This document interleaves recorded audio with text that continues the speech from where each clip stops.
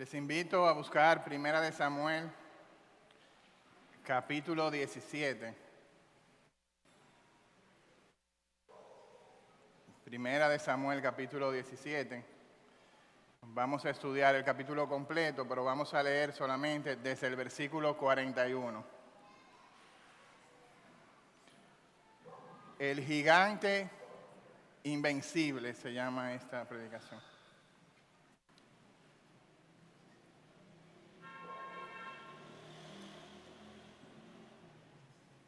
Leemos la palabra en el nombre de Jesús.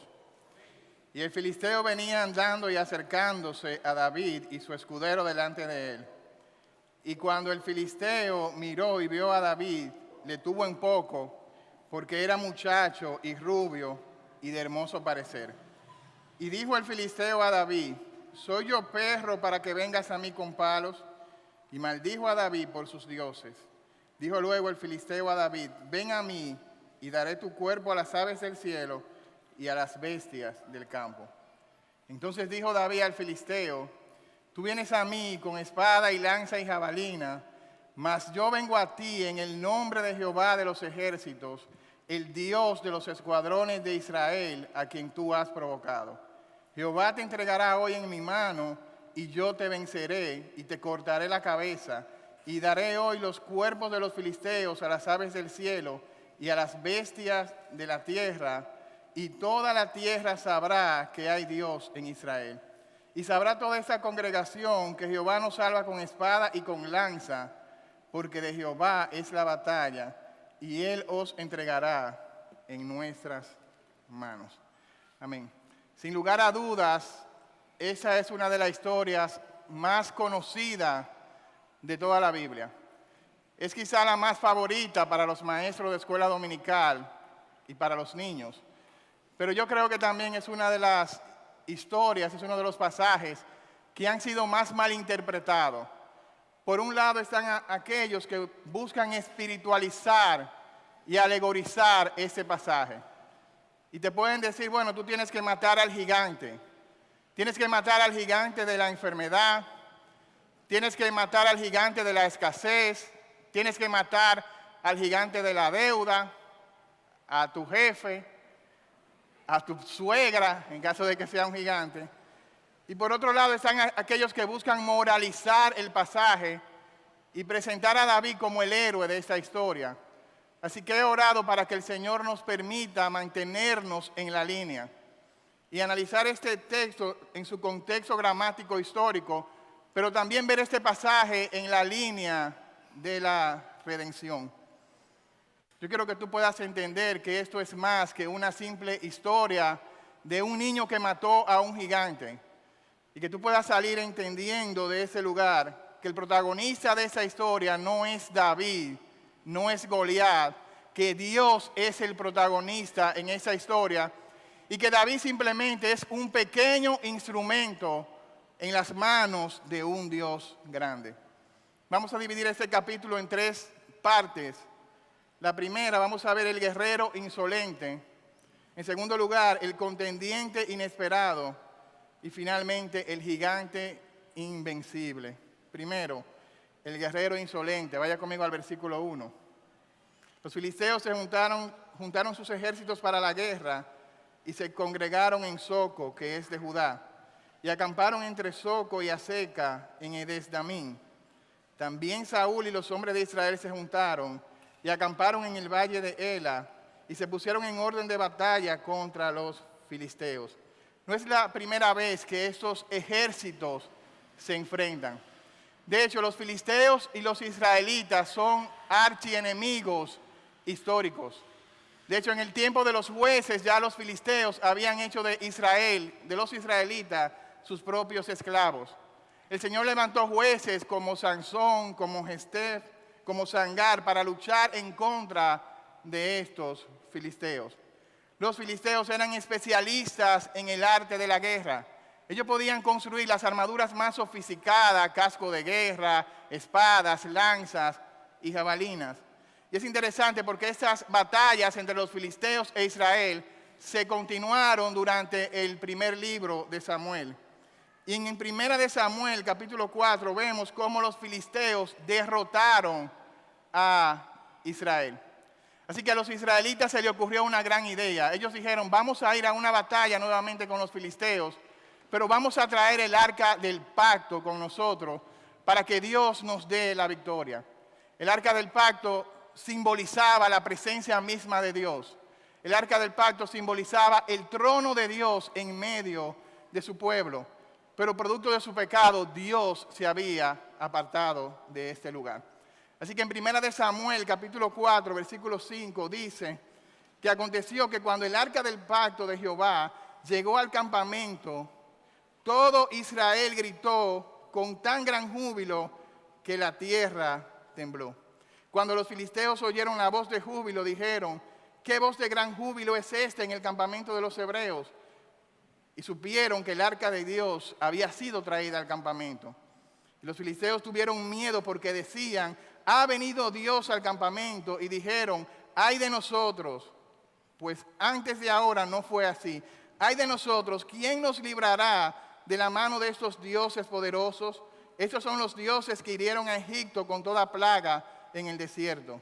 Esforzaos, oh filisteos, y sed hombres, para que no sirváis a los hebreos como ellos nos han servido. Sed hombres y pelead. Pelearon pues los filisteos, e Israel fue vencido nuevamente, y huyeron cada cual a sus tiendas, y fue hecha una gran mortandad, pues cayeron de Israel 30,000 hombres de a pie, y el arca de Dios fue tomada por los filisteos, y muertos los dos hijos de Eli, Ofni y Finés. Ellos habían hecho del arca del pacto un amuleto de la suerte, pero Dios abandonó completamente a este pueblo. Ha llegado un nuevo enfrentamiento, una nueva batalla. Los filisteos están de un lado, Israel está del otro lado, versículo 3. Israel estaba del otro lado, al otro lado del monte, y hay un valle entre ellos. Ambos ejércitos están listos para la batalla. Se han colocado su armadura. Tienen la necesidad de pelear, puesto que son archienemigos. No representan amenaza para la ciudad, están peleando fuera de la ciudad. Pero hay un pequeño problema, ninguno de los ejércitos se atreven a atacarse entre sí. Así que se le ocurre una gran idea, para no tener que pelear entre nosotros, vamos a enviar a alguien que nos represente. Versículo 4. Vamos a enviar a nuestro guerrero más poderoso. Salió entonces del campamento de los filisteos un paladín, el cual se llamaba Goliat, y tenía de altura 6 codos y un palmo.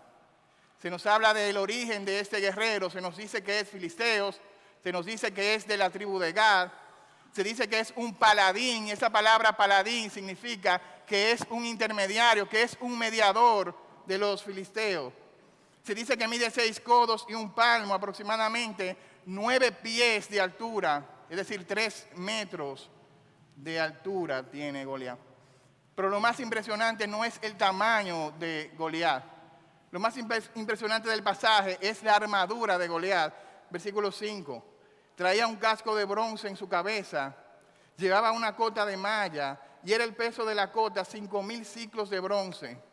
Sobre sus piernas traía grebas de bronce y jabalinas de bronce sobre sus hombros. El asta de su lanza era como un rodillo de telar, y tenía el hierro de su lanza 600 ciclos de hierro, e iba su escudero delante de él. No se necesita hacer mucha exégesis para uno interpretar que lo que el autor quiere decirnos es que la armadura de Goliat era una armadura impresionante y que Goliat infundía temor. Humanamente ese era un gigante quizás invencible para los israelitas. Este era un tanque de guerra, una especie de Thanos en el Antiguo Testamento. Su armadura pesaba más de 200 libras. Su escudo era tan grande que tenía que ir una persona, un escudero, delante de él, llevando este escudo. Pero no solamente tiene una armadura impresionante, sino que ese guerrero es un guerrero desafiante y es un guerrero insolente. Mire conmigo en el versículo 8. Él se paró y dio voces a los escuadrones de Israel diciendo, ¿para qué os habéis puesto en orden de batalla? ¿No soy yo el filisteo y vosotros los siervos de Saúl? Escoged entre vosotros a un hombre para que venga contra mí. Si él pudiere pelear conmigo y me venciere, nosotros seremos vuestros siervos. Y si yo pudiere más que él y lo venciere, vosotros seréis nuestros siervos y nos serviréis. Y añadió el filisteo: hoy yo he desafiado al campamento de Israel. Dadme un hombre que pelee conmigo. Es un desafío a la libertad de Israel. El que pierda será esclavo del que gane. Es un desafío al pueblo de Israel. Dice la NTV que él está gritando y mofándose. Él está diciendo: yo soy el campeón de los filisteos, sin embargo, ustedes solamente son siervos de Saúl. Pero es un desafío a Dios mismo. Pues leímos ahorita que los filisteos sabían que Jehová era el Dios de los escuadrones de Israel, y al desafiar a Israel, ellos están desafiando a Dios mismo. No es una batalla entre los filisteos e Israel, no es una batalla entre David y Goliat, es una batalla entre el reino de Dios y el reino de las tinieblas. Versículo 10: dadme a un hombre que pelee conmigo. Humanamente pudiésemos pensar, si Goliat es un representante de Dagón, que es el dios falso de los filisteos, necesitamos un guerrero que sea mucho más fuerte que Goliat. Necesitamos un guerrero que sea más poderoso que Goliat, que tenga una armadura más poderosa que la armadura de Goliat. ¿Quién es esa persona que cumple con esos requisitos? Bueno, el que más puede cumplir es el propio Saúl. Mire lo que dice Primera de Samuel, capítulo 9, versículo 2, que de la cabeza hacia arriba no había nadie más alto que Saúl en Israel.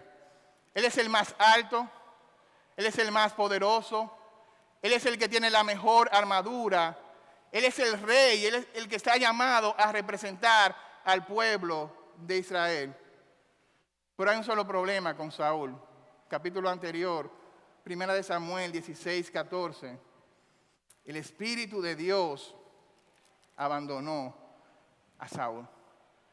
Qué triste es ver una nación que ha sido abandonada por Dios. Qué triste es ver a un hombre que ha sido abandonado por Dios. ¿Cómo se ve una nación abandonada por Dios? Romanos 1:22. Cambiaron la gloria de Dios por imágenes de hombres y de animales. Es una nación caracterizada por la inmoralidad sexual. Las personas deshonran sus propios cuerpos. Es una nación donde la verdad de Dios es cambiada por la mentira de los hombres. Pero qué triste es ver a Saúl siendo abandonado por Dios. Él está tratando de representar a Dios sin Dios. Él está tratando de pelear una batalla en nombre de Dios, pero Dios no está presente. Es como tratar de vivir un cristianismo sin Cristo. Es como tratar de ir a la iglesia, participar en un grupo pequeño y hacer todas las actividades de la iglesia. Pero en lo profundo de tu corazón tú sabes que Dios te ha abandonado, que Dios te ha abandonado en tu propio pecado y en tu propia indiferencia. De hecho, cuando Dios abandonó a Saúl, él dijo: Señor, guarda mi reputación delante del pueblo. Pero cuando David pecó fue todo lo contrario. Dijo: Señor, no me quites de mí tu Santo Espíritu. Si tú quieres, quítame el reino, pero no me quites tu Santo Espíritu. Ten piedad de mí, oh Dios, conforme a tu misericordia, conforme a la multitud de tus piedades. Borra mis rebeliones. Señor, saca mi alma de esta cárcel para que yo te alabe. No hay un arrepentimiento sincero en Saúl. Pero mire qué triste el versículo 11. Oyendo Saúl y todo Israel estas palabras del filisteo, se turbaron y tuvieron gran miedo. No hay un solo hombre, no hay uno solo que se levante de parte de Israel para retar a Goliat, quien es el paladín de los filisteos. Versículo 16. Venía este filisteo por la mañana y por la tarde durante 40 días. 40 días. 2 veces al día Goliat se paraba en frente del ejército de Israel, desafiaba al pueblo de Dios, desafiaba a Dios, pero nadie se levantaba a defender el honor y la reputación de Dios. Versículo 24, todos los varones de Israel que veían a aquel hombre huían de su presencia y tenían gran temor. Cada uno de los de Israel decía: ¿no habéis visto a aquel hombre que ha salido? El que se adelanta para provocar a Israel. Esa era la conversación durante los 40 días. Ellos conversaban y decían, ¿ustedes no han visto cuán grande es este hombre? ¿Ustedes no han visto su armadura? ¿Ustedes no han visto que él está desafiando al pueblo de Dios y a Dios mismos?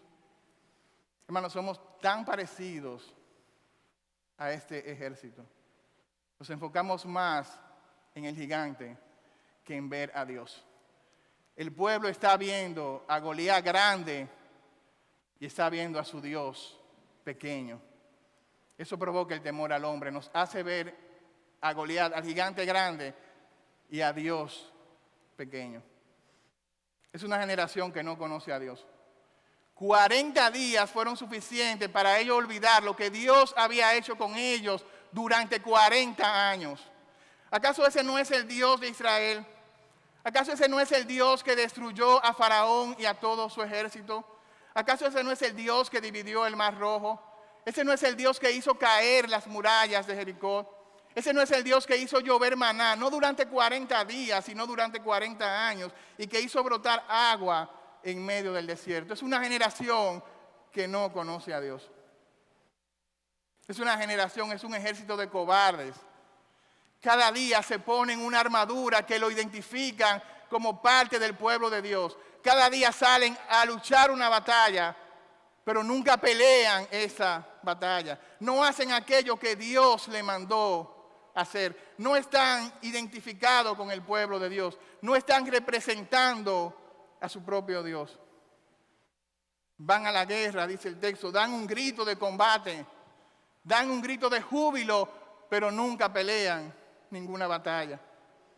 De hecho, ellos comen en el campo de batalla, hacen una especie de picnic en el campo de batalla, miran a su enemigo cada día a la cara, pero no pasa de ahí, porque el temor está llenando sus corazones. Es una generación que le importa más su propio bienestar que la gloria de Dios, que le importa más su propia comodidad, que no están dispuestas a arriesgar su propia vida en contra de aquel gigante, que no le importa que el nombre de Dios sea desafiado y sea blasfemado, pero nadie se atreve a ir al campo de batalla. Hasta que aparece un contendiente impensable, un contendiente inesperado. Versículo 12. Aparece David. David era hijo de aquel hombre efrateo de Belén de Judá, cuyo nombre era Isaí, el cual tenía 8 hijos. Y en el tiempo de Saúl era hombre viejo y de gran edad entre los hombres. Los 3 hijos mayores de Isaí habían ido para seguir a Saúl a la guerra. Su origen, un origen insignificante. Él es de un pueblo insignificante de Belén de Judea. Su padre no es un padre de gran nombre, simplemente se dice que era un viejo avanzado en edad. Es un guerrero que no está calificado para la guerra. Dice que él es el menor de sus hermanos. Aproximadamente David tiene entre 16 y 17 años de edad. Él está siendo menospreciado precisamente por su edad. Versículo 33, Saúl le dijo a David, ¿cómo tú vas a vencer a este filisteo? Porque tú lo que eres es un muchacho. Versículo 42, el filisteo miró a David y le dijo, le tuvo en poco y le dijo, tú eres un muchacho. Él está siendo menospreciado por su juventud. El apóstol Pablo escribiría a su hijo en la fe, Timoteo, y le diría, ninguno tenga en poco tu juventud, sino sea ejemplo de los creyentes en palabra, conducta, amor, fe y pureza. Si eres un adolescente, si eres joven, si estás en este lugar, no deje que nadie te menosprecie por el hecho de que tú eres joven, de que no tienes experiencia. Dios puede usarte así, con esa corta edad, y con todas tus debilidades y con todas tus imperfecciones. Dios puede usarte para su gloria. David no poseía todas las cualidades físicas. Goliat se ríe de él, dice, pero tú eres de buen parecer. En otras palabras, lo que le está diciendo, tú lo que pareces es un modelo. Tú no pareces un guerrero.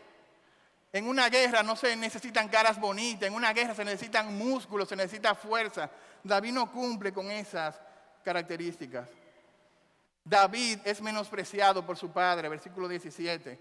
Dijo Isaí a David su hijo, Toma ahora para tus hermanos un efa de este grano tostado y esos 10 panes, y llévalo pronto al campamento a tus hermanos, y estos 10 quesos de leche los llevará al jefe de los 1000, y mira a tus hermanos que estén buenos, y toma prenda de ellos. Versículo 20, se levantó pues David de la mañana, y dejando las ovejas al cuidado de un guardia, se fue con su carga, como Isaí le había mandado. Él obedece diligentemente, pero no sé si usted se da cuenta que David simplemente es un muchacho demandado. En el capítulo anterior, su propio padre lo había menospreciado. Cuando Samuel fue a elegir el próximo rey de Israel, su propio padre trajo al hermano mayor, a Eliab, el más grande, el más fuerte, el más poderoso, y Samuel dijo: he aquí, en mi presencia está el próximo rey de Israel.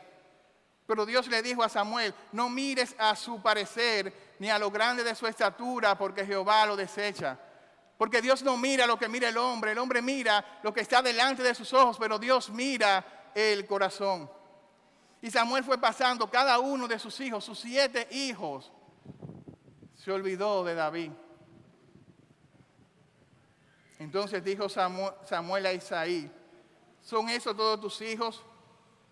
Y él respondió: queda aún el menor, el que apacenta las ovejas. Y dijo Samuel a Isaí: envía por él, porque no nos sentaremos a la mesa hasta que él venga aquí. Cuando Samuel lo vio, dice, Samuel tomó el cuerno de aceite y lo ungió en medio de sus hermanos, y desde aquel día en adelante el Espíritu de Jehová vino sobre David. Él es menospreciado por su padre, pero dice el pasaje, el Espíritu de Dios está sobre él. Él es menospreciado por sus hermanos, versículo 28. Oyéndolo hablar, Eliab, su hermano mayor, se enojó, se encendió en ira contra David. Él le dijo: ¿para qué descendiste acá? ¿Y a quién has dejado las pocas ovejas en el desierto? Yo conozco tu soberbia y la malicia de tu corazón, porque viniste hasta aquí para ver la batalla. Él está siendo menospreciado por sus propios hermanos. Él está siendo menospreciado por Saúl, versículo 33. Dijo Saúl a David: no podrás ir contra el filisteo para pelear, porque tú eres muchacho y él hombre de guerra desde su juventud. Lo que él está diciendo: este filisteo tiene más experiencia en la batalla que tú. Tú simplemente eres un muchacho. Saúl está viendo la guerra desde el punto de vista carnal. Él está analizando las estadísticas y él está pensando: no hay ninguna probabilidad de que este niño pueda vencer a este gigante. Pero él dice: pero para que me aplacen a mí, que lo aplacen a él. Vamos a enviar a David. Él es menospreciado por el propio Goliat. Versículo 42. Cuando el filisteo miró y vio a David, dijo, le tuvo en poco, porque era muchacho y rubio y de hermoso parecer. Y dijo el filisteo a David: soy yo perro para que vengas con palos. Y maldijo a David por sus dioses. David está siendo menospreciado por todo el mundo. Peor aún, David ni siquiera tiene una armadura. Él es un simple pastor de ovejas. Él no tiene experiencia para la guerra. No tiene ninguna armadura. Versículo 38. Saúl intenta vestir a David con su propia armadura. Dice el versículo 38. Lo vistió con sus ropas y puso sobre su cabeza un casco de bronce y le armó de coraza.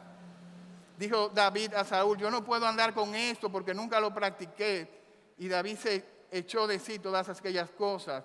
Y tomó un cayado en su mano y escogió 5 piedras lisas del arroyo y las puso en un saco pastoril. La única arma de David es una honda. Los dominicanos hemos perfeccionado la honda y la convertimos en un tirapiedra. No sé quiénes han visto un tirapiedra. Pero cuando yo era pequeño tenía un tirapiedra. Mataba algunas cigüitas. A veces quisiera tener el tirapiedra de nuevo cuando veo que las palomas dañan toda la pintura. Pero si usted me consigue uno, le agradecería. Pero un tirapiedra, una honda, no es un arma de guerra.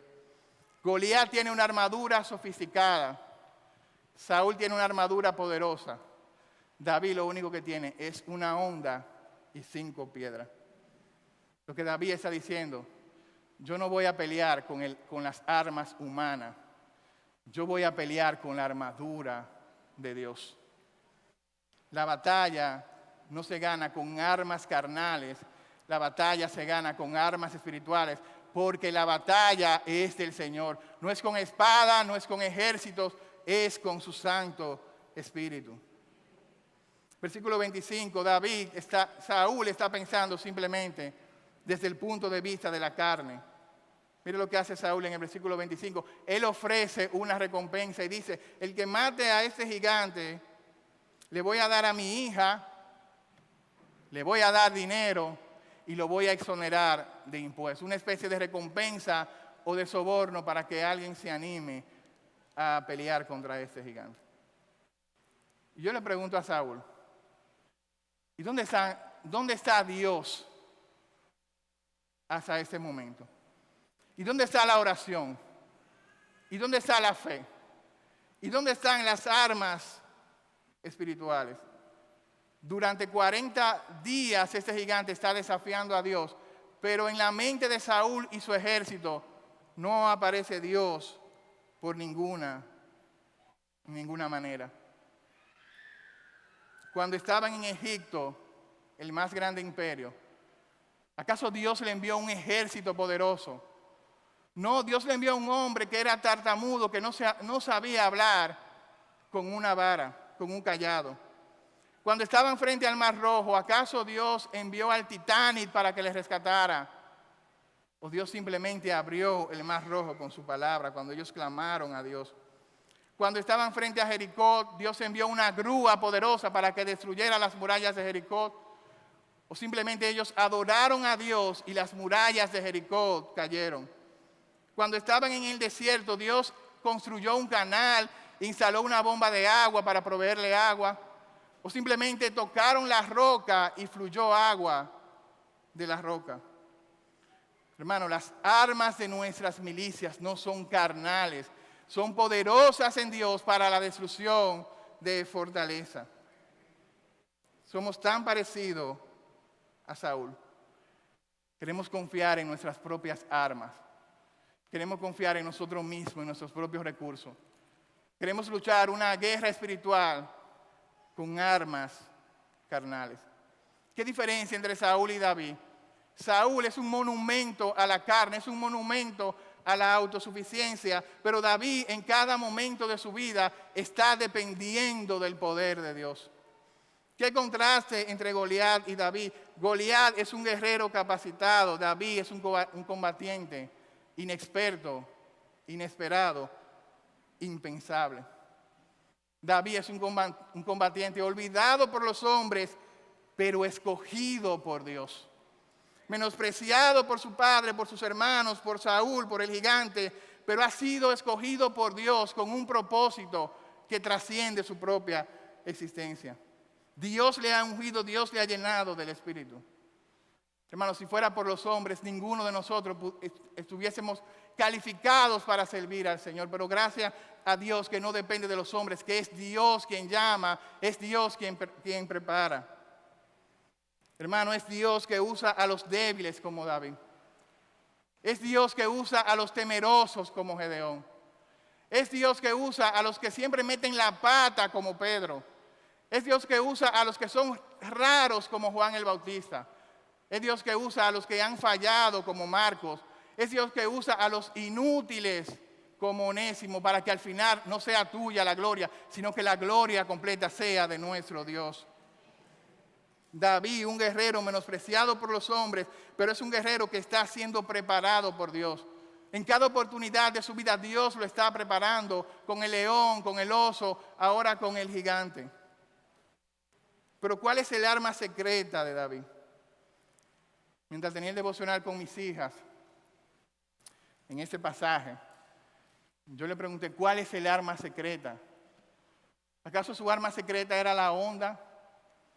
¿Acaso eran 5 piedras especiales que algunos dicen, mira, es que David tenía 5 hermanos y él eligió una piedra para cada hermano? No, la Biblia no dice eso. ¿Cuál es el arma secreta de David? Saramelia, mi hija más pequeña, respondió. El arma secreta de David es Dios. El arma secreta de David es Dios. Hay un gigante invencible en esa historia. Hay un gigante invencible y no es Goliat. El gigante invencible es Dios. Hay un gigante que parece invisible también. Parece invisible porque Saúl no lo puede ver, porque él representa la carne. Parece invisible porque el pueblo no lo puede ver. De hecho, mire lo que dice el versículo 11. Ellos están oyendo al gigante. Versículo 25. Ellos están viendo al gigante. Y luego dice el versículo 24. Ellos están temiendo al gigante. Lo están oyendo, viendo y temiendo a Goliat. Pero mira las preguntas que David hace cuando llega al campo de batalla. Versículo 25. ¿Qué harán al hombre que venciere a este filisteo y quitare el oprobio de Israel? Versículo 26. ¿Quién es este filisteo incircunciso para que provoque a los escuadrones del Dios viviente? David no lo está llamando como un gigante, porque para David el único gigante es Dios. Así que David lo que está diciendo, ¿quién es este filisteo? ¿Quién es ese incircunciso que se atreve a provocar al Dios de los escuadrones de Israel? Mira cómo la valentía de David va en aumento. Versículo 26, él dice, yo voy a enfrentar al gigante. Versículo 32, él dice, yo voy a pelear contra el gigante. Pero en el versículo 36, él dice, yo voy a matar al gigante y voy a dar su cuerpo a las aves del cielo. David está trayendo a Dios a la batalla. Él está trayendo a Dios a la ecuación. ¿En qué confía David? David confía en la fidelidad de Dios. Versículo 34.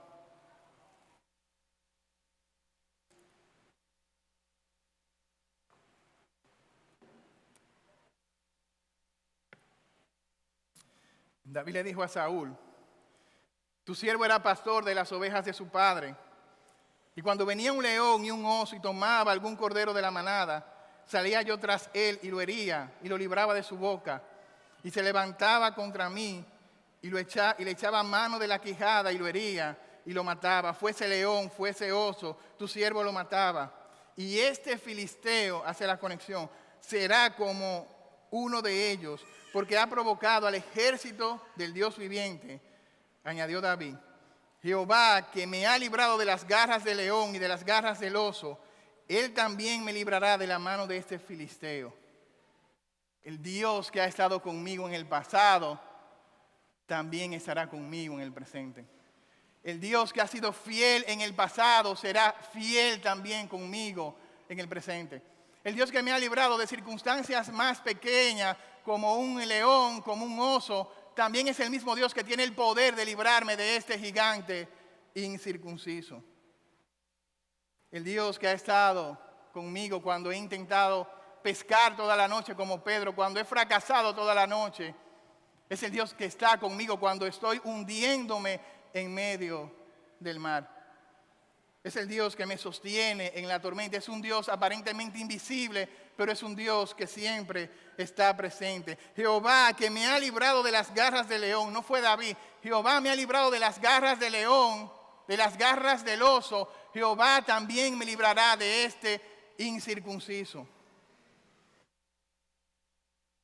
Decía alguien, nunca tengas miedo de confiar tu futuro desconocido a un Dios conocido. No tengas miedo de confiarle tu futuro que es desconocido a un Dios que es conocido. Piensa por un momento. Mira la fidelidad de Dios contigo en el pasado. Mira cuán fiel Dios ha sido contigo en el pasado. Si estás en ese lugar, no ha sido por tu fuerza, por tu inteligencia. Ha sido porque Dios te ha sostenido. Mira la fidelidad de Dios en el pasado, para que puedas tener fe en el presente, pero para que puedas tener esperanza para el futuro.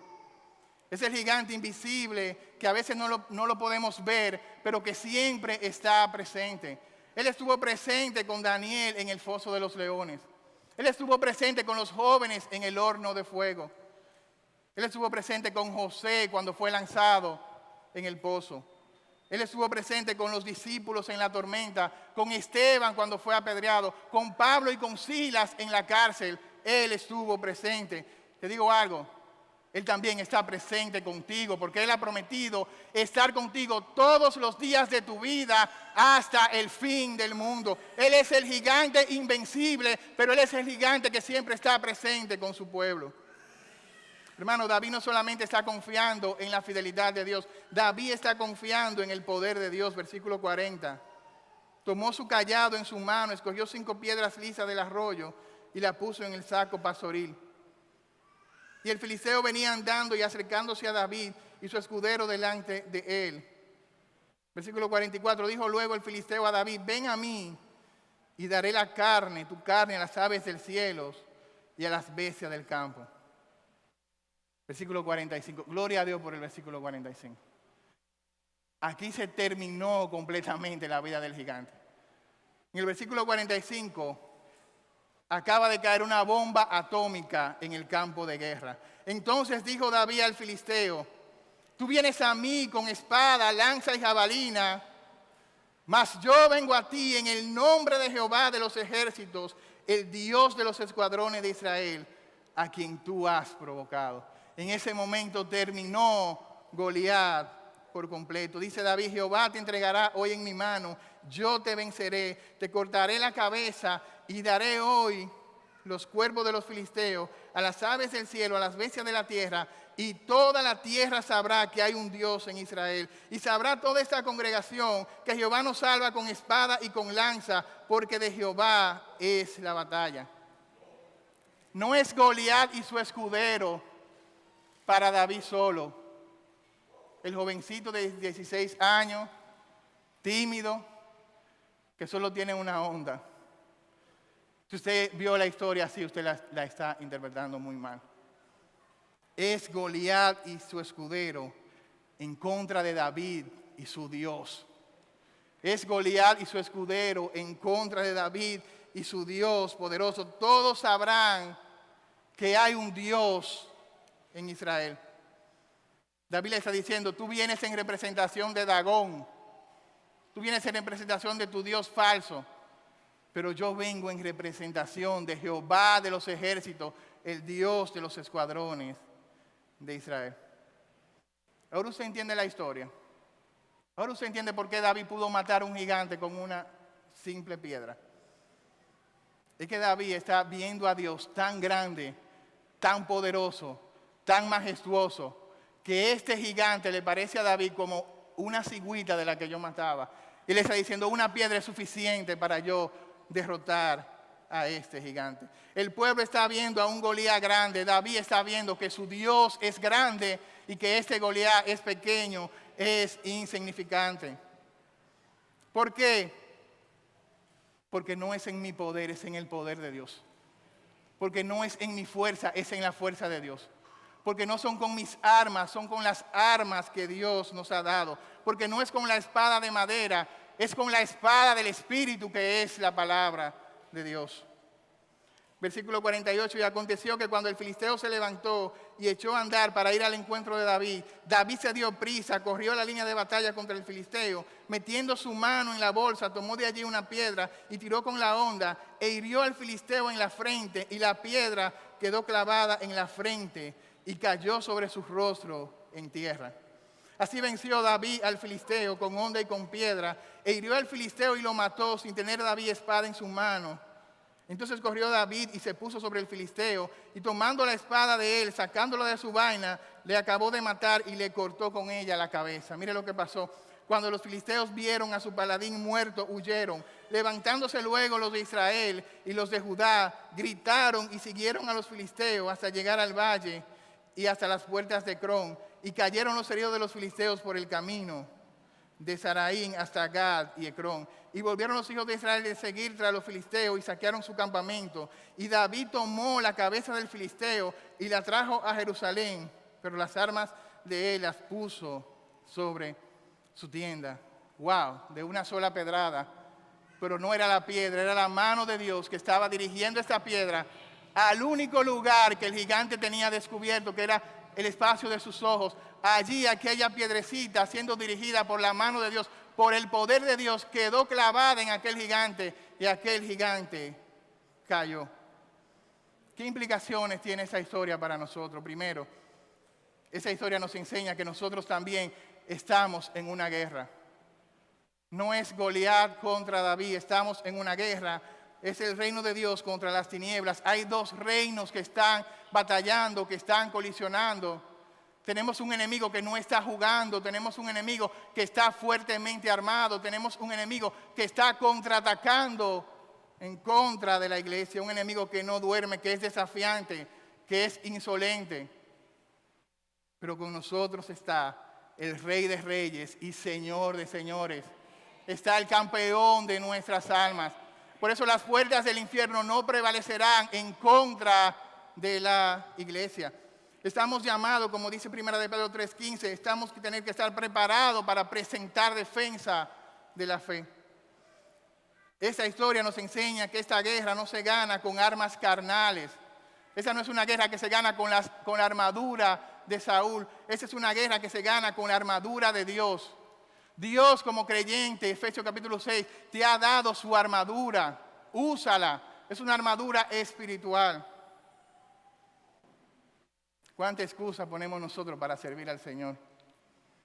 No tengo tiempo. Estoy demasiado ocupado.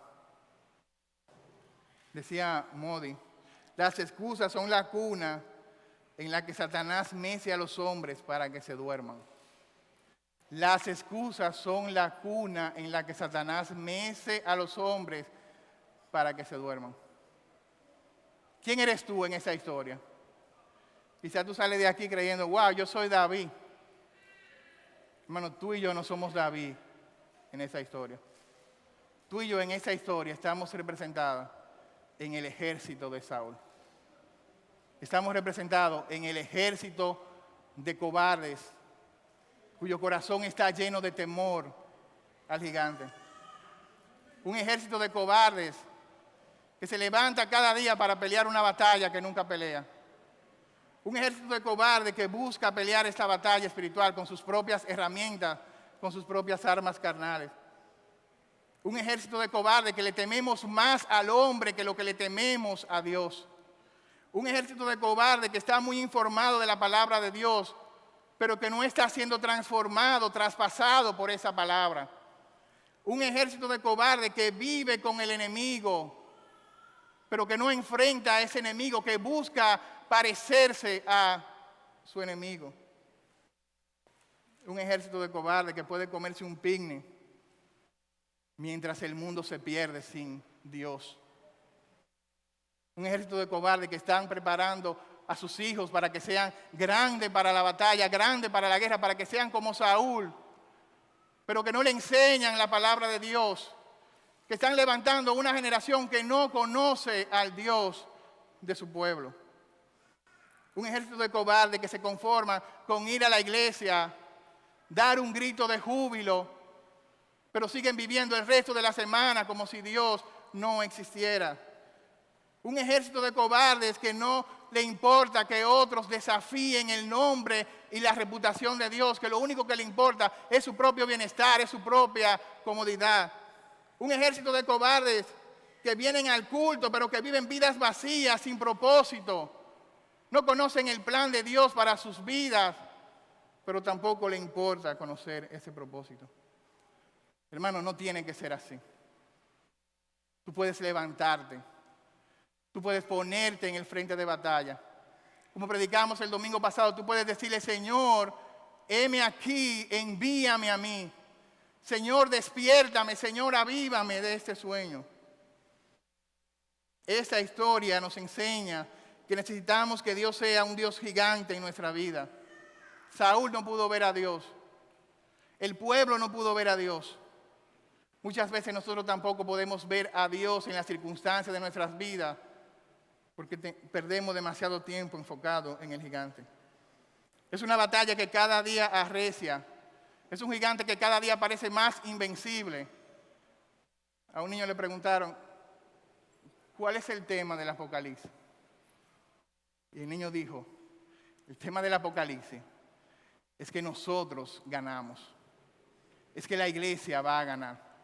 Así, hermano, que no importa cualquiera que sea el escenario, cualquiera que sea la batalla, cualquiera que sea el oponente que se levante en contra de Dios, nosotros ganamos. La iglesia ha de vencer. ¿Y sabe por qué vencerá? Jeremías 20:11.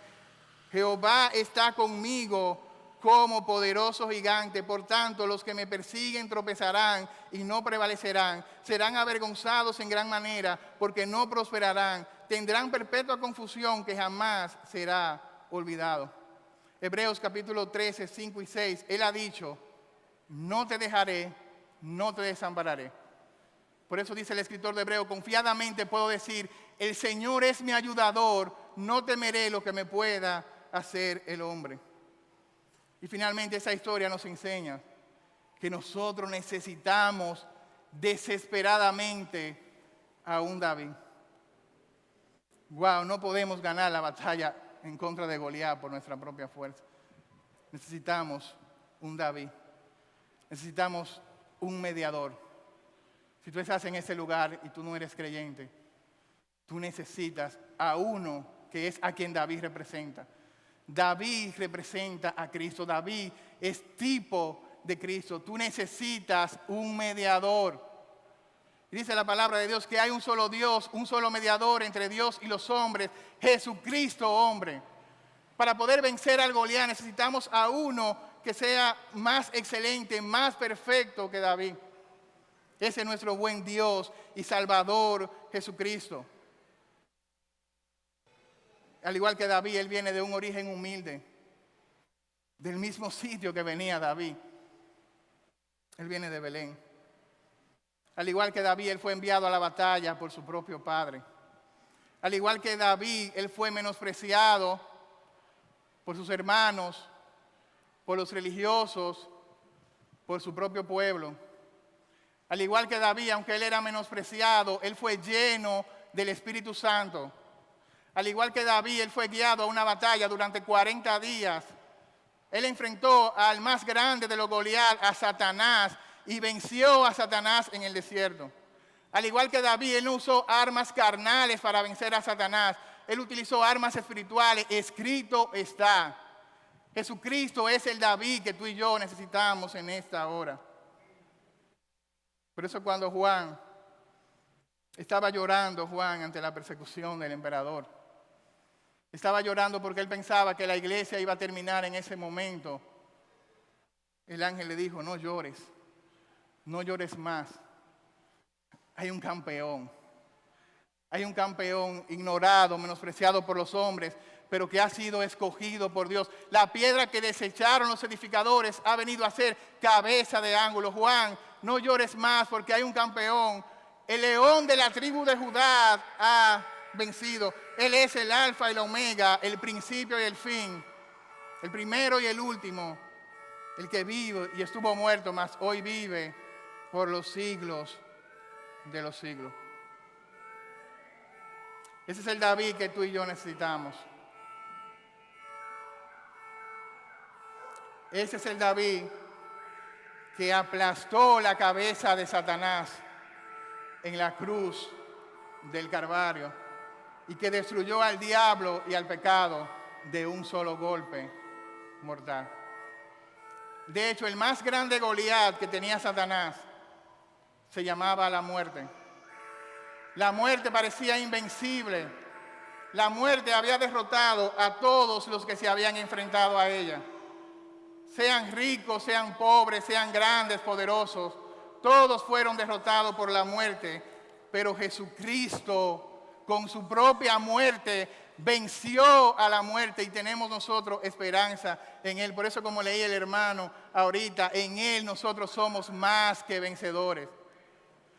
Recuerda lo que hizo el ejército cuando vio que David venció a Goliat. El ejército cobró ánimo y fue y venció a los filisteos. Es exactamente lo que dice la palabra de Dios. Por la victoria de Cristo, tú y yo podemos vencer en nuestra vida diaria, porque Él nos ha hecho a nosotros más que vencedores.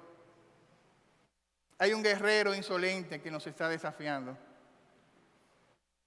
pero hay un gigante invencible, invisible, que está con nosotros en cada momento. Y finalmente, hay un campeón inesperado que venció al diablo, que venció al pecado y que venció la muerte. Ese campeón es Cristo Jesús. Mira a Cristo y pelea la batalla, porque la batalla no es tuya, la batalla es del Señor. Señor, te damos gracias una vez más por tu palabra.